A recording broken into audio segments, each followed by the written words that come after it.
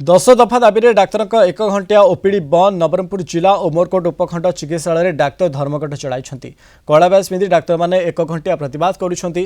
राज्य में डाक्तर अभाव थिले सरकार नूतन डाक्तर स्वास्थ्य केन्द्र में नियुक्ति करूनाहांती।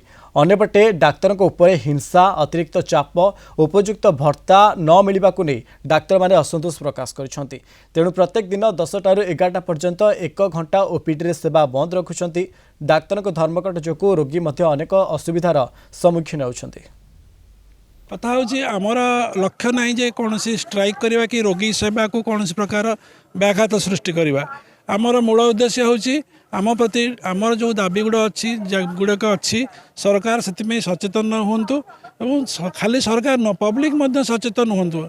इवेन मीडिया भाई मैंने आम दाबी गुड़ाक प्रति सचेतन हवा दरकार। आम जो दाबी करूँ न्याय्य दाबी आमर प्रकृत में से पाइबा को आम हकदार कि ना। आम रोगी सेवा को कौन मात्रा विपर्यस्त करने कौन प्रचेषा करूँ कि करूँ ना। कथा हूँ आम डीएससीपी सेंट्रल डीएससीपी मागिचु जोटा आम पाइबा को हकदार, जोटा विगत दिन में गवर्नमेंट ऑफ इंडिया सैंक्शन कर सारी डाक्तर मानू दे सारी किंतु आम कहीं पाइबुनी।